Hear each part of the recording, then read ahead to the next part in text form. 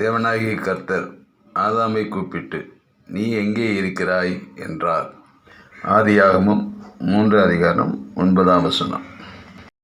கர்த்தராகிய இயேசு கிறிஸ்துவை தெய்வமாக ஏற்றுக்கொண்டு பரலோகத்துக்கு தகுதியான தேவ பிள்ளைகள் பூமியிலே தேவ சித்தத்தை நிறைவேற்றும் போது அவர்கள் தேவனுடைய பார்வையிலே இப்படியாக காணப்படுகிறார்கள். மனுஷர்களுக்குள்ளும் இப்படிப்பட்ட தேவ பிள்ளைகளை நாம் காண முடியும். ஒன்று விசுவாசிகள், இரண்டாவது உதவிக்காரர்கள், மூன்றாவது தேவ ஊழியர்கள், நான்காவது தேவ மனுஷர்கள்.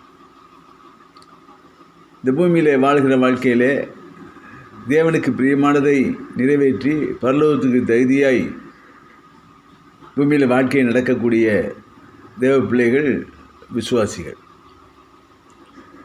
உலகத்தின் வாழ்க்கையை நடப்பிப்பதற்கான உலகத்தின் காரியங்களை பார்த்து கொண்டு வேலை செய்து கொண்டு ஊழியமும் செய்யக்கூடியவர்கள் தேவ ஊழியருக்கு உதவிக்காரர்களாய், தேவனுடைய சித்தத்தை செய்கிறவர்கள் உதவிக்காரர்களாய் காணப்படுகிறார்கள். தேவ ஊழியர்கள் முழு நேரம் தங்களுடைய வாழ்க்கையை தேவனுக்கென்று அர்ப்பணித்து முழுமையாய் நேரத்தை கொடுத்து ஊழியம் செய்கிறவர்கள்.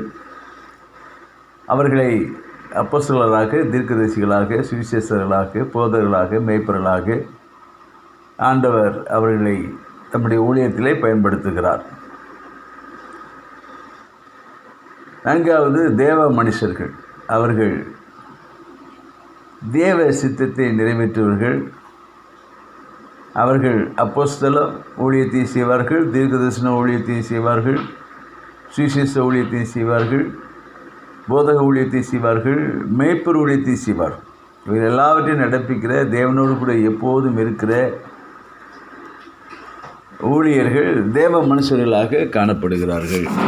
இப்படி பூமியிலே தேவனுடைய சித்தத்தை நடப்பிக்கிற தேவ பிள்ளைகள் தங்களுடைய ஊழியத்துக்கு தக்கதான, தங்களுடைய கிரியைக்கு தக்கதான, தேவனுக்கு அடுத்த அவருடைய பிரயாசத்துக்கு தக்கதான பலனை அவர்கள் பரலோகத்திலே பெறுவார்கள். விசுவாசிகள் கர்த்தருக்காக, தேவனுக்காக எடுக்கிற பிரயாசத்திற்கு தக்கதான பலனாக பரலோகத்திலே அவர்கள் புதிய பூமியிலோ அல்லது புதிய எருசலேமிலோ அவர்கள் வாழக்கூடிய சிலாக்கியத்தை தேவன் கொடுக்கிறார். உதவிக்காரர்களாக இந்த பூமியிலே ஊழியம் செய்கிறவர்கள் அவர் பரலோகத்தில் வந்து தேவன் தருகிற பலனை அவர்கள் பெற்றுக்கொள்வார்கள்.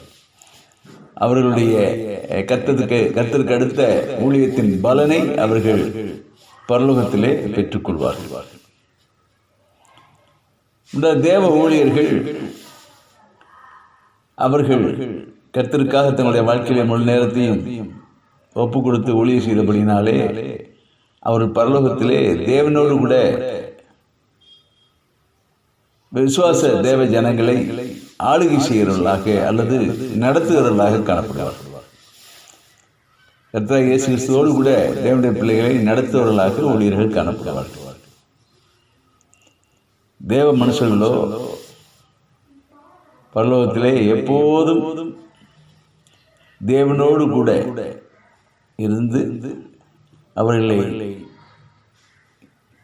தேவனுடைய பிரியமான